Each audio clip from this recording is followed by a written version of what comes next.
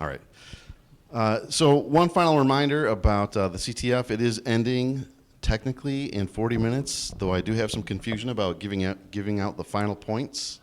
I guess just come find me at the end of Tom's talk here, and we'll figure it out. But yeah, CTF is ending. All right. Our next speaker is Tom Hocker, almost hacker, almost. Professionally, he's a senior security engineer on the threat operations team at Kroger. His day job sees him collecting intelligence on known bad actors, lurking in the darkest parts of the internet, and dissecting phishing campaigns while also working with physical security to investigate digital threats made against employees, customers, and facilities. Hey, I'm sorry, do you mind actually closing the door? I'm so sorry. I should have said that ahead of time. Thank you. His areas of focus include open source intelligence collection, OPSEC coaching and training for internal Kroger teams, phishing campaign detection and analysis, and automating investigative processes. Outside of Kroger, something that's pretty cool about Tom is he's also the director of a nonprofit called Trace Labs, which partners with law enforcement agencies around the world to crowdsource the collection of OSINT data to assist in active missing persons investigations. Additionally, he hosts and produces the Trace Labs podcast called Breadcrumbs. Very good. Over to you, Tom. All right. Thank you. And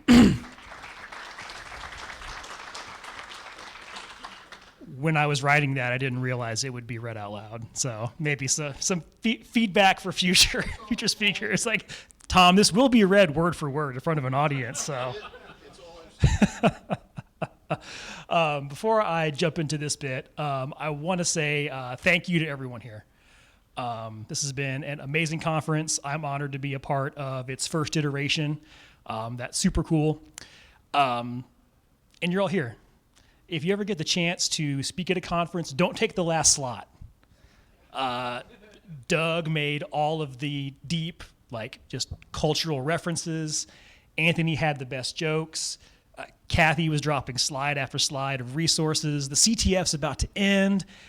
Oh, man. And I've just got memes that, were popular 15 years ago. So I've been fussing over my slides all day. If you've seen me just stalking up and down the hallway on my phone, I was just on PowerPoint.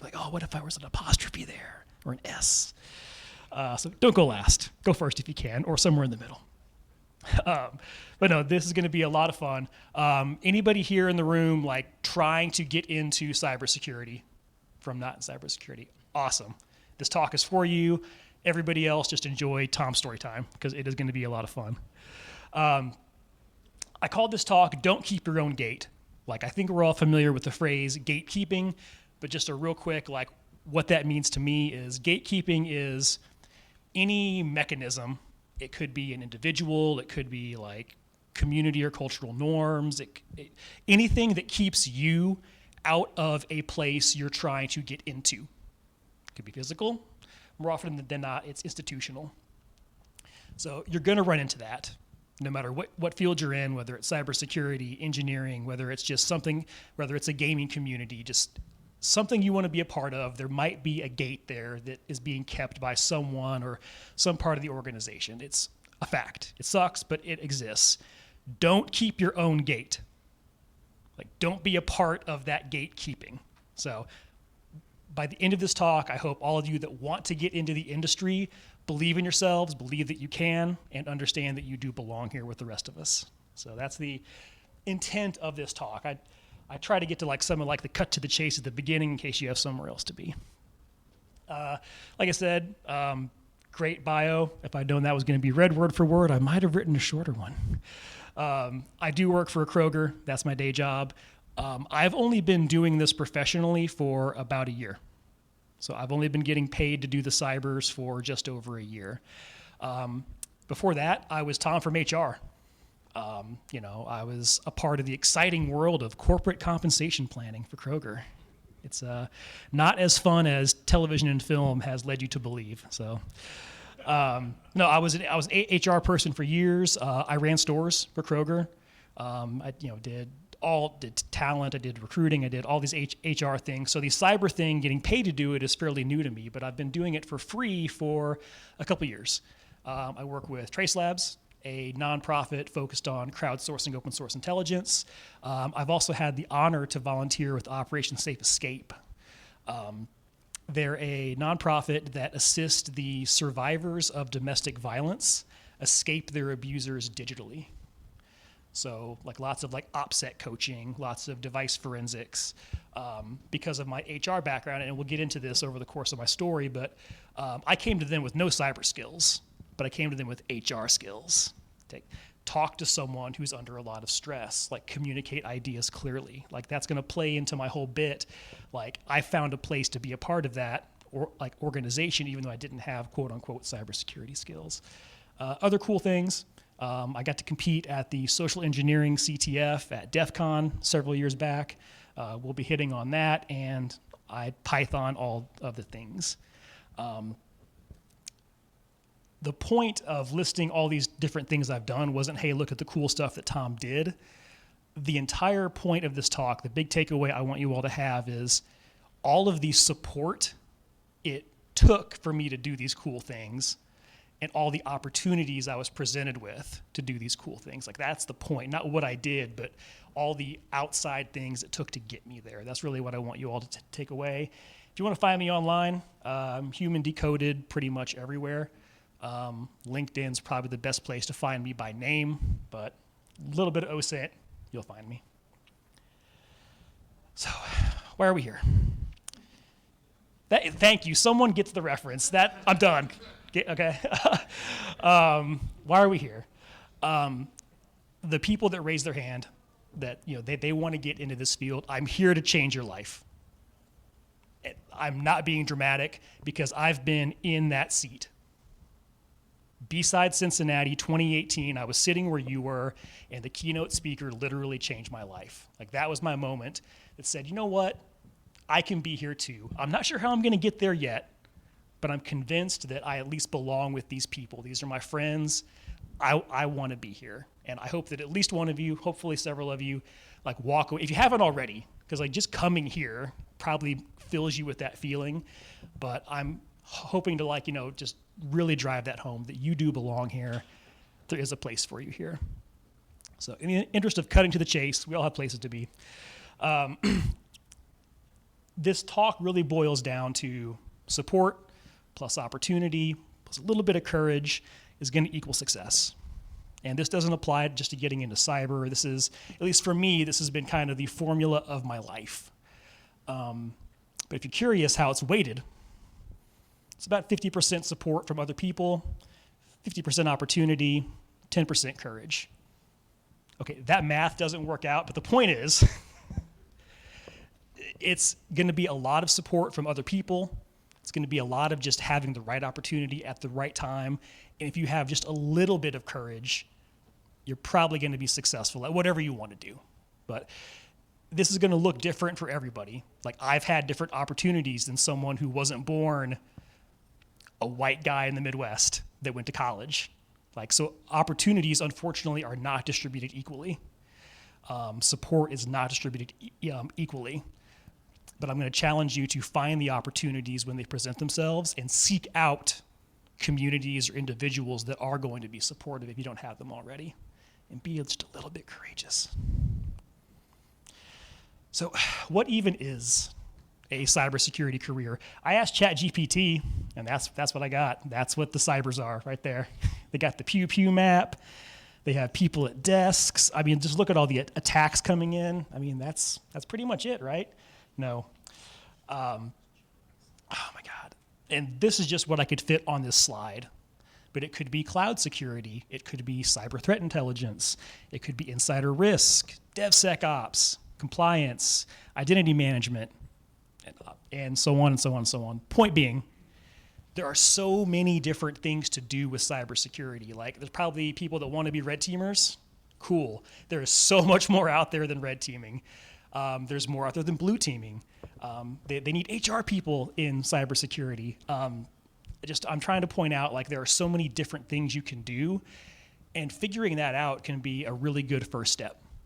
Like just saying, hey, I want to get into cyber. Okay, cool. What? I don't know, cyber. Well, okay, let's talk about this, because that can dictate like the communities you seek out, the support you seek out, the education you receive either formally or self-taught. So understanding that there are all these different things you can do can be really important. Also, there are so many different paths into cyber. I'm jealous of engineers, because they go to engineering school, they get an engineering degree, they get a license, and they're engineers, or doctors, or these fields that have much more formalized training paths. Here, I mean, on our team alone at Kroger, on the security team, we have veterans that did cyber in the Marine Corps or the Navy. We have former Secret Service agents. We have former law enforcement investigators. We have people that just came straight out of college. We have me from HR. We have people that just did regular IT that just liked security. So many different paths. So there is no right path. I'm going to get into this more later, but just the path you're on right now is probably right. Just see it through and understand that you can probably get to where you want to go from where you are right now. Okay. But we can't talk about career ambitions without imposter syndrome. Okay. My take on imposter syndrome, it's the feeling of being in over your head. You're somewhere and no one knows it yet, but you shouldn't be here. You don't belong here. Everyone's so much smarter than you. They're so much more talented, and they're going to figure it out soon. And it's going to be the worst day of your life. I'm going to tell you a secret. Everybody has that. All of us. Whether I've talked to people here that have been doing this for decades, and yeah, I still have imposter syndrome. I still feel like I don't belong in these conversations, or, at my day job. So everyone experiences this, and the reason I bring this up is, if you can get over it just a little bit, you're already ahead of the competition. Have just a little bit of confidence, and you're already going to set yourself apart from the rest of us. When you're getting started, I'm going to encourage you to err on the side of confidence, even if it's misplaced. Just please try to hype yourself up, try to get rid of that imposter syndrome. Ignore job requirements on job descriptions. If you want a job, just apply for it. Just interview for positions you think you don't deserve. It's totally fine to be overconfident when you're just starting out. As you develop in your career, I do think some skepticism of your own skill set is healthy. Understand that you don't know everything. Understand there are people to learn from. That's really, really good as you're developing professionally. If you're just getting started, YOLO, whatever. Just please believe in yourself. And the rest of this talk is going to be presented as just a timeline. I'm not going to step through 20 years. There is going to be a time jump, and no flashbacks. But I'm just going to walk you through what I identified as those aha moments, those really important moments in the last 20 years of my life that got me from a noob to someone that gets paid to be a noob. Okay. So we are going to start in 2003. Oh my, that was 20 years and 30 pounds ago. As you get older, weight is a measure of time. So you younger folks have that to look forward to. But in 2003, I was a computer science major at Purdue University. I went into CS because I liked video games. So yeah, computers, a degree, cool, whatever. I'm supposed to go to college. That was the degree for me, and I was doing it. I was about 2.5 years into my degree. I was going to classes, getting grades, regular college stuff. But my roommate, Michael Thole, he was that kid.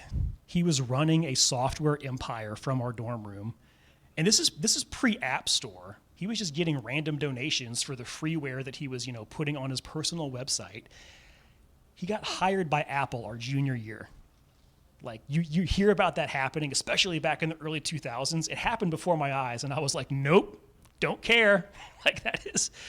And I say that to say that you don't have to know what you want to do. It's really helpful to know what you don't want to do. You can at least check that off your list. I'm like, I don't want to do that. I don't want to run a software empire from my dorm room. I want to hang out with my friends. I want to, do other things. So I quit CS. So that for me, that was my courageous moment. I had the courage to make a change. It was a small change. Like quitting is super easy. You just say, I don't want to do this. But for me, that was really courageous because I'd never done that before. I'd always started what my parents told me to start and finished it whether I wanted to or not. So that was a big moment for me. And I was able to lean into the things that I really enjoyed. I started doing open mic night. I switched my degree to English. Do not get an English degree from an engineering university. We'll touch on that later. But like, I started going to open mic nights and, writing stories and getting an English degree. And I had another moment of courage. I was at open mic night, and they were like, hey, look, no one's signing up. If no one signs up, we're just going to stop doing it.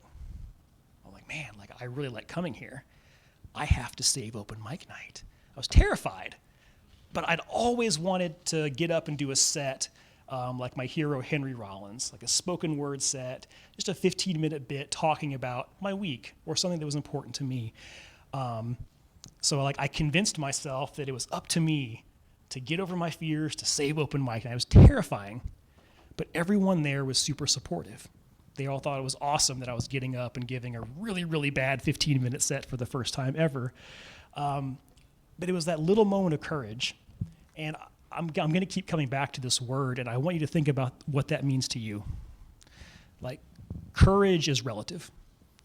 But I'm going to tell you, like, once you do one small courageous thing, the next one is going to be even easier. And the next one, the next one, the next one. 20 years later, that was not that big of a deal compared to what I have to deal with today. At the time, that was life-changing. So I had a supportive community, I had a little bit of courage, and I found an excuse to like do what I'd always wanted to do.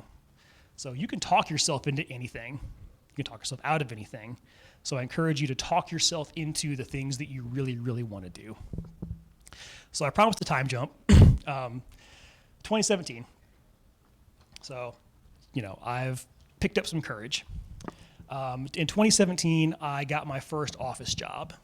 Before that, I was like running stores. I was on the road doing recruiting for Kroger. But I got my first office job, and man, a lot of Excel. When you're sitting at a desk doing human resources all day long, it's like, man, this sucks. Like, I didn't miss stock and groceries, but I'm like, man, this is bad. And then I remembered, wait a minute, I used to be a computer science person. Oh, but I can automate this. So my curiosity got the best of me, and I picked up VBA and then Python, and I started, going to data science conferences, and I started automating my entire job, and my boss was beyond supportive. She had no idea what I was doing, and it really wasn't part of my job, but she saw that it was important to me, and she encouraged me to keep doing it. She also never knew how much of my job I automated, so sorry, Debbie. It seemed like magic to her, and that's all that mattered. But I was curious, and I was a little bit courageous, and I began exploring things that I was interested in. And most importantly, on this slide, I had the support of the people around me. And then I remembered, hey, as I'm getting more into all this stuff, I'm like, I used to really like security. That was pretty cool, back when we were 18, 19. I wonder if that's still a thing. Turns out it was. So that year, in 2018, I start like watching YouTube videos, DEF CON talks and DerbyCon talks, and just all these, really, really talented people giving amazing talks. And I'm going to warn you, that's not always a good idea. Do not compare yourself to people on the internet. If they're giving a talk at DEF CON, they're probably really, really good at what they do, and it's really going to bum you out. It's really going to discourage you, at least in my case. Maybe that could just be a me problem. But make sure that if you're going to compare yourself or compare your skills, compare them to real people. Go to conferences. For me, that was my big aha moment. Like, I'd done all this learning on my own, and I went to B-Side Cincinnati in 2018 and actually met the Cincinnati version of all of you. And that's when it clicked. Oh, these are all real people. I'm a part of the conversation. I can talk to these people about these cybersecurity things, even though I'm Tom from HR. Danny Akaki gave the keynote at B-Sides in 2018, and that was this talk that changed my life. The gist of it really was, he was a help desk person that wanted to get into security, and he just kept going until he found a way. He got rejected for like the same job 2 or 3 times. It's an amazing story. It's online somewhere. But just talking through, like, he really wanted to work at this one place, and he just kept applying, kept working on his skills until he got there. And that was like my moment. Like, okay, like, if you want to get somewhere, find a way. Like, don't tell yourself all the reasons you shouldn't be there or you can't be there. Just find a way. So that was really, really important. And that same year, I went to Circle City Con 5, 2018. Again, this was a bigger conference, so I was kind of like nervous and shy. I had no friends in the community, so I was going there by myself. But Leslie Carhart put out a call for resume coaches. They were running a resume workshop at Circle City Con. I'm like, resumes? Ha! A resume all day. I'd done recruiting for years, and I was a professional interviewer. So I'm like, hey, like, I don't know anything about cybersecurity, but, I think I'm an expert at talking to human beings. I would love to help out. And they said, yeah. Like, what? I didn't expect it. Cool. Okay, I'll see you there. So I coach people on their resumes and their interview skills. And like, wow, like, I really do belong here. Even if I never do cybersecurity, there's clearly a place for me with these people. This is amazing. And at that con, I bumped into Danny from B-Sides Cincinnati. And I got to say, hey, like, I saw your keynote at B-Sides. It was really, really amazing. Like, just thank you so much for giving that talk. He's like, oh, hey, I'm glad you liked it. Danny didn't know it, but he just became my mentor. Fun fact, your mentor doesn't have to know you're their mentee. There's no formal agreement. You can just look up to someone who's had an impact on your life, say hi to them at a conference, and congratulations, they're a mentor, you're a mentee. I encourage all of you, especially people just getting started, but anyone, all of us probably need a mentor. Someone we look up to, someone that's a role model for some aspect of life. It can be really, really valuable. Okay. So now, I've got a little bit of courage. I was curious. I found a community. I found a mentor, even though Danny didn't know it yet. I was ready to just get going. So I kept getting more and more involved in the community. Now that I felt like I belonged, I wanted to just keep doing it. So I heard about this thing called the Social Engineering CTF at DEF CON. I'm like, hey, that sounds cool. I'll go do that. I didn't know it was a big deal. It just seemed like a fun game to play in. Hundreds of applicants. They only accept, I think, like 13 or 14. I got in. Oh, joke was on them. I was Tom from HR. But just like, I wanted to keep getting more and more involved in this community that had accepted me and embraced me. So I went to DEF CON that year. The only reason I went was to do the SECTF. Got some bad news. I didn't do very well. Came in dead last. Like, while my communication skills, I feel, are fairly good, my OSINT skills weren't. In fact, I'd never heard of open source intelligence until I registered for this competition. So that was my wake up call to the field of OSINT. So I did the competition, did poorly, but I met the Trace Labs team. They were there that year running an open source intelligence CTF. I'm like, I've heard of OSINT. As it turns out, I'm not very good at it.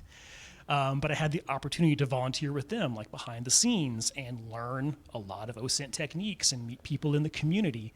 I'm like, oh, this is awesome. I'm going to keep doing this. Like, honestly, like, social engineering kind of felt like work, because that's what I was doing anyway for my day job. But OSINT, this is so cool. Like, I feel like I'm a real investigator. But I really began to like realize like what unique skills I might have to bring to this community. And it was at the SE Village after party. The person that came in second in the competition ran up to me and goes, "Oh my God, Tom, can you teach me how to talk to people like you do?" Like, what? Like, I came in last. She said, yeah, but the way you engage those people, like, I can't do that. I'm like, oh, okay. So there is something like unique that I can give to this community. So I just ended up making her couple like short videos just talking about like body language and engagement and tone of voice and things like that, and prompting questions. It's like baseline like interview skills. But that was really, really important. And then also, through all those connections, I discovered OSE. And I'm like, hey, I don't do cybersecurity, I do HR. They were like, you're in. We don't have an HR person. So the point of this slide is like, find out what your skills are, like what makes you unique, and then find a way to leverage that. Like find a place where that belongs. And kind of as a side note, if you are interested in like volunteer work, my advice is find an organization that you're passionate about, and they'll find a use for your skills. Like, don't do it the other way. Like if you're I'm a red teamer, I'm gonna apply my red team skills somewhere. Like, okay, that's cool, but instead find like OSC. I'm really passionate about this mission. And if that passion comes across, they'll find a place for your skills. I can almost promise you that. So I just did a side on volunteer work. Oh, also, at 2019, Danny found out he was my mentor. I was walking around DEF CON, and there's Danny. He was a DEF CON goon. And I'm like, Danny, and he's like, hey, who are you? I'm like, oh, crap, dude, you're my mentor. He's like, what? I'm like, yeah, B-Side Cincinnati and Circle City Con, and now I'm here. I did the SECTF. He's like, oh, that's so cool, dude. I'm like, I thanked him again for his B-Sides. He had no idea who I was or any recollection of any of our previous conversations, and that gets hilarious on the next slide. So now, like, again, courage, curiosity, a supportive community, finding your own skills and what makes you special and unique, getting involved. Stay involved. Like, especially if you're brand new to all this, like find what part of it you like and just keep doing it. Whenever people ask me, hey, I want to get involved in X, cool, then get more involved. Like, I can tell you as someone that helps run a nonprofit, anyone that wants to do something, I'm going to find something for you to do. just ask. So just keep doing more things with these organizations. But in 2020, like I started to have like a little bit more confidence. So I got more and more involved with Trace Labs. I helped them, spin up their podcast, which was never my intention. We'd had some blog posts, and I'm like, hey, I kind of want to do like an audio component or version of this blog post. And they go, a podcast? I'm like, I guess it is a podcast, right? Okay, I guess we're doing a podcast. So I helped stand up the Trace Labs podcast. I was, giving talks at conferences. I spoke at Conant that year about ethical OSINT. And most importantly, I got to be on a live stream with my mentor, Danny Akaki. It was me, Danny, and Nicole Beckwith, which becomes important on the next slide. But we're just on, and I was actually interviewing Danny. Like, it was like this weird bit where I was the interviewer and he was the interviewee on his live stream. And he's like, yeah, so, Tom, so, I've never met you. I'm like, hold on, Danny. This is the 5th time we've met, and you're my mentor. And he's like, this is live. He's like, what? So I got to walk him through all the times we had met, and he had, not retained that fact. So hilarious live stream, if you can find it. The look on his face when he realized that, he was my mentor and didn't know it, was just really, really funny. But these were all opportunities I had, and I was able to recognize them as opportunities. Like I was finally comfortable enough with myself and my place in the community to submit, talks for conferences, to go on live streams, to, host a podcast. But most importantly, like all this stuff, again, this is all free. I was still Tom from HR at this point. It was just fun. Like I love doing a podcast. I love going on streams. I love giving talks. So if you enjoy it, keep doing it. If you like CTFs, keep doing CTFs. If you like, making content, keep making content. If you just like being in a Discord, keep being in the Discord. Just lean into the things it is that you enjoy. Okay.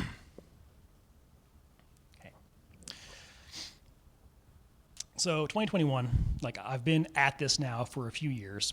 3 years. I'm like, you know what? I think maybe I can do this. Like, I think I can get a job in cybersecurity somewhere. Like, I've got all this OSINT experience, this social engineering experience. You know, I'm meeting more and more people in the industry. Like, you know, just take like an assessment of like my skills. Okay, like based off everything I think I know about me, like what jobs would be for me. It's like, well, I don't want to be a red teamer. I don't really want to work in a SOC. Okay, so I'm like quickly cutting out vast swaths of the cybersecurity community. But hey, like, you know, like threat intelligence sounds pretty cool. Like I'm really into intel. I'm really into communicating ideas. Okay, so let's start looking at, you know, maybe cyber threat intelligence jobs. So I decided like that was the direction I kind of wanted to go. And then it was really all about like finding a way to get there. If anybody's job hunting, I really, really recommend Jason Blanchard from Black Hills. He has a number of webcasts talking about like how to job hunt like a hacker. Just amazing career advice there. So if you're like job hunting, I really, really recommend checking Jason out. But this slide is probably the least interesting in my deck. I just didn't want to like skip 21, honestly. So we get to 2022, and here's where things really, really took off. So like my day job sucked. Like I said, like compensation management, not nearly as glamorous as, you know, Netflix would have us believe. Day job wasn't going great.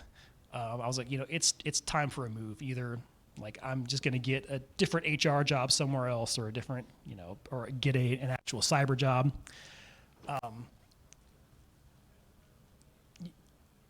Be more afraid of staying where you are than failing at where you want to be. Like that's probably the longest sentence of my entire, you know, slide deck, but I thought it was important because like that's the point I finally got to. It took me several years to get there, but I was finally ready to like make that jump. When you get to this point, listen to the people around you. You know, to just sum up, you know, where we've gotten so far. You're courageous, you're curious, you have a supportive community, listen to them. If the people around you, at this point, Danny knew he was my mentor. If you're Danny, if your community tells you, yeah, Tom, I think you should get a job in cybersecurity, listen to them. Like just please listen to the people that are supporting you, but also be vocal. I would not be standing here today if my boss at the time didn't know about my aspirations.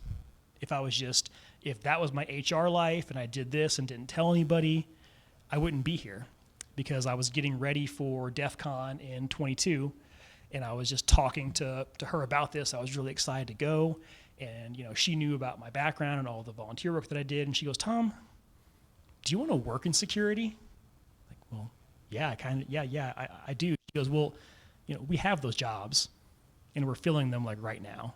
You want me to, you know, make a phone call? I'm like, yes, please. So like that sounds so silly, but like if no one around you knows what you want to do, they can't help you. So like if you're trying to switch career fields, don't be shy about it. Like let anyone and everyone know that like, hey, I really want to get into blank, because someone is going to hear that can hopefully help you. Especially if you're in like a large organization. I'll just pick on mine. There's so much stuff out there. Like I had no idea that Kroger even had a security team. I assumed they had like a network team, you know, connecting all the pipes. But Nicole, who I'd done that live stream with, worked for Kroger. And she was standing up an entire like threat intelligence, threat operations, detection engineering team from scratch. And I applied for the job. I got an interview. I got the job, and I'm here today. But I was talking to Nicole about this later. I'm like, oh, Nicole, this is amazing. You know, I wish I would have, you know, come here sooner. She goes, Tom, I wish I would have known you wanted to. I'm like, what do you mean? She goes, I thought you really liked HR. I'm like, no one likes HR. But like, had I been more vocal with her about my aspirations, maybe I could have, you know, knocked a year off of this timeline. So please, like let everyone around you know what you want to do, and someone's going to help you get there. And now here I am, talking to all of you lovely people. it's been a 20-year journey. I think some of you could probably do it faster. So the point of all of this, oh wow, those lines aren't coming up very well. Anyway, the point of all of this was really just to highlight, like each year I kind of like had a lesson, you know, be a little bit courageous, be curious, find a mentor, find a community, get involved, stay involved, and finally just go for it. Like it took me 20 years to get there with a fairly, large break in the middle. But like you all that want to get into this industry don't need 20 years. You can do it much, much faster. I think like the story that I've told is cool. It's my story. It's meaningful to me. But I hope that you're all taking away like some of these core concepts and these core like aha moments that I had to realize after the fact. Knowing that now will hopefully help you out. But that was a long story. So normally, like the version of this story that I get to tell is like the 5-minute conversation at the after party or the 10-minute, phone call with a vendor. But I thought I would tell it all to you just to kind of illustrate the different people that have helped me, the different organizations that have been impactful to me. And it goes something like this. I attended B-Side Cincinnati, where Danny Akaki inspired me to go to Circle City Con, where Leslie Carhart let me contribute to the con, which then made me want to compete at the SECTF at DEF CON, where I met the Trace Labs team and learned all about OSINT. I got involved with OSE and Trace Labs, where I would stand up a podcast and have Nicole Beckwith on as a guest, and come to find out, she worked for the same company I did. We also both spoke at ConInt. In 22, a chance conversation with my HR boss led me back to Nicole, who was creating a threat team from scratch. I got the job, and here I am today. Along the way, I was supported by both my managers and the communities I was involved with along the way, along with being presented with amazing opportunities. 100% of my success can be attributed to those two things. The other 10% was me actually being brave enough to do something. I guess I could have said that at the beginning and saved us all 45 minutes. So, duplicate slide just because I feel like it's really, really important. Support plus opportunity is probably going to get you where you want to go if you just have a little bit of courage. And I did leave plenty of time for questions. If there's no audience engagement, I just would have put this on YouTube. So, questions, anybody? Yes?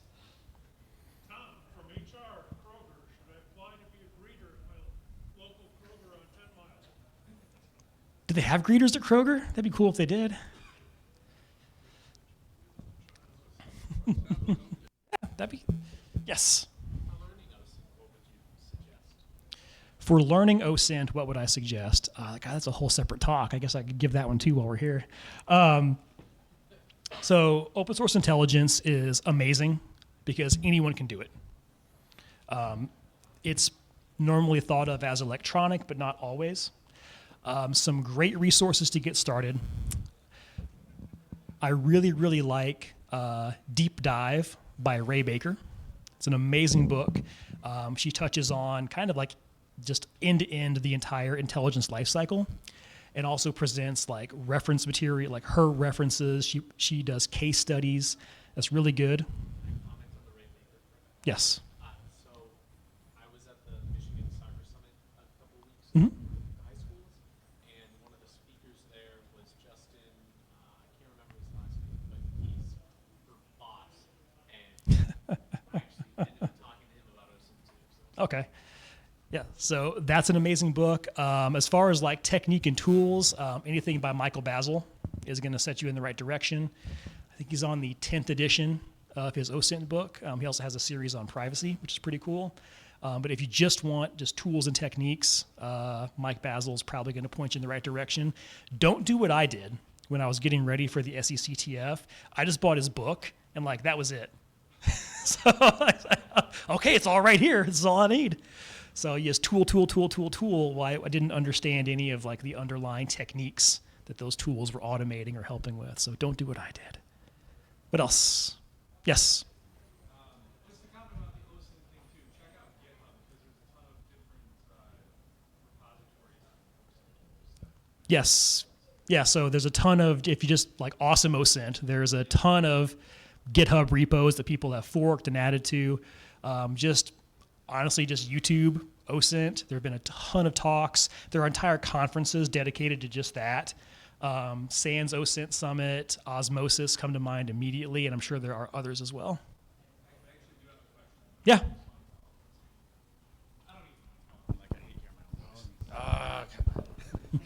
If I have to use the mic, so do you. Okay, fair enough. So I've been in the industry for, going on 10 years now, and, gone up through the ranks to principal level, but the imposter syndrome never goes away. Nope. So do you have any tips? Because I've been looking for shit for years to help push it down, and no matter how many accolades you get, you still feel like you don't belong. So do you have any tips that you might have for anybody? Yeah, you hit on the obvious one, which is, the people around you saying, hey, you're really good at this, good job, you belong here.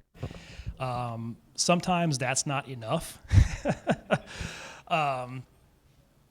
There's the expression, fake it till you make it. Just pretend like everything's fine. I forget the exact scene of Deadpool. It was like, laughing outside, crying inside. So yeah, I'll tell you what, we actually have time for a personal story. If we had time and if it was like relevant, I'd consider telling this in relation to imposter syndrome. But I talk about don't be your own gatekeeper. Listen to the people around you. If you find yourself in an environment where the imposter syndrome is external, I encourage you to find a new environment.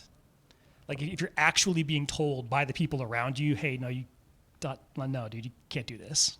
Like find a new community, find a new environment. And I say this as someone who has been completely broken by imposter syndrome. In the 14-year, time jump that we did earlier, along the way, I attended Marine Corps Officer Candidate School. You talk about an environment designed to extort imposter syndrome. You're being told by the instructors, you don't belong here, you suck. That's the idea. From the other candidates, they're telling me, hey, you suck, you don't belong here. You fell out of the run. You're not physically fit. You're jacking up your uniform. So you're getting it from the instructors, from your peers, and of course we all have it internally. And that broke me. I was a 7th week DOR, drop on request. So didn't finish, but great experience overall. But whenever I have actual imposter syndrome, I look back on that. I know what broken feels like. I know what it's like when it actually is coming at you from everywhere. So for me personally, my internal imposter syndrome is kind of just a drop in the ocean now compared to how bad it could actually be. I don't recommend everyone break. I'm not prescribing an emotional breakdown for all of us. But for me personally, that's how it doesn't affect me like it might affect other people, because it has completely broken me in the past. Yes. I just want to add one comment to that. I've felt a lot of the effects of imposter syndrome as well.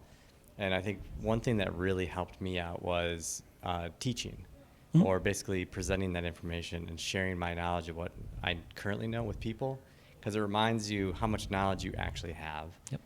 Because you take it for granted with your job in general, and that's the whole works into the whole imposter syndrome as a whole. But I might be a little biased when I say this, but there's local security communities that are looking for speakers.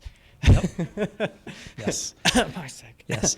And you will never find a more supportive environment than this one right here. But it's definitely a good way to kind of knock away a little bit of that imposter syndrome that you might have, and mentoring as well, same kind of thing. Yeah. You might have mentees you don't even know about. I've been a shadow mentee for years. Yes. Oops, sorry. Sorry. I just want to add on to the imposter syndrome one. That's why, sorry. But what I try to tell people is that we're all individuals. You know, don't try to be like somebody else, or don't think that you have to be. You know, that you're yourself, you love your things you're doing, and as long as you love what you're doing, that's what matters. You know, and so don't worry about it. I think we had one more question over there. I'm going to add one more thing to that as I'm working my way over. Where is the question? Okay. The last thing I'm going to add is when I joined a security team, there's definitely people on my team that knew way more than I do about things. And that's actually what broke my imposter syndrome was, well, I'm here, I belong here, I was hired to be here, and I know what I know, and I know all the things that I don't know, right? And that's everything that they know. That's why they're here. And that really kind of helped me get over that hump of like just being similar to what you're saying, right? I'm my own individual. I know the things that I know, right? And I was hired. All right, over to you. So my question is kind of how you're talking about the different aspects of kind of cyber and all the things that are around it. For people kind of coming into cyber and know what exactly they want to do. Why is it just me? For the record, it was not the microphones at all. How do you encourage newer people to explore all the various options in something like cybersecurity and how wide it really is? I wish I had a good answer for that. I'd be lying if I said that I did. Coming to these conferences is probably a good start. I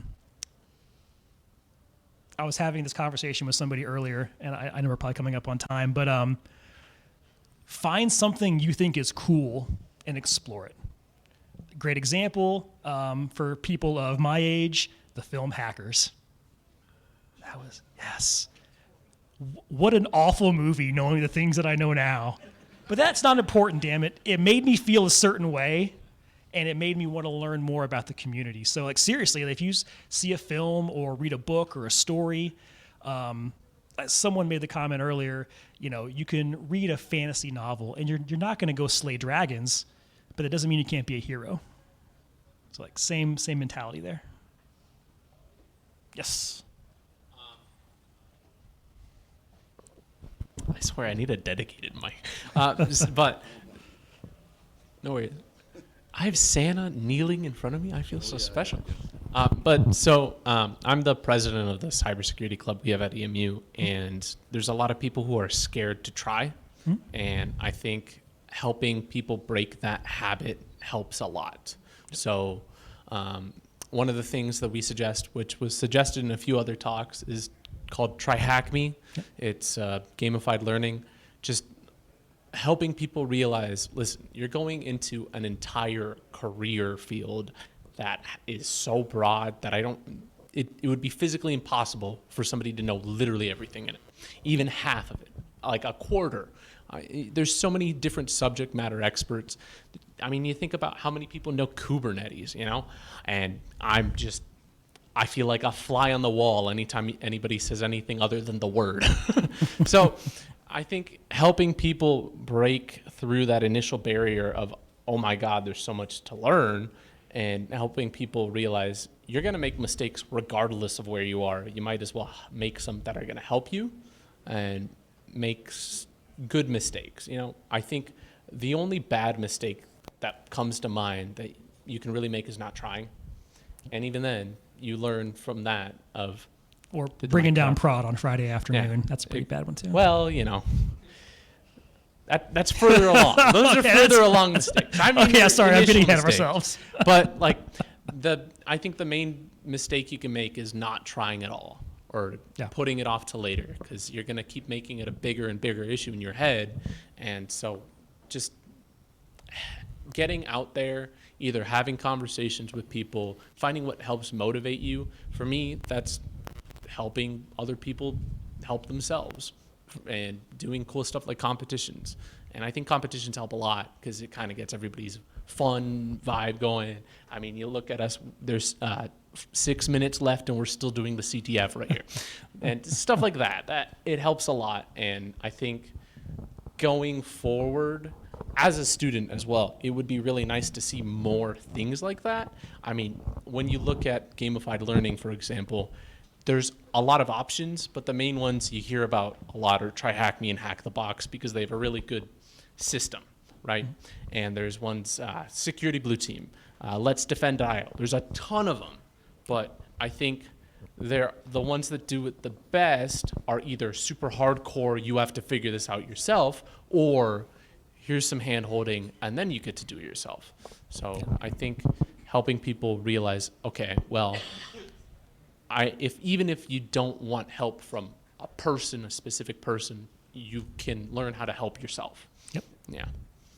Cool. Well, I think we're at time, and the most important part is my laptop battery made it. I left my charger at home.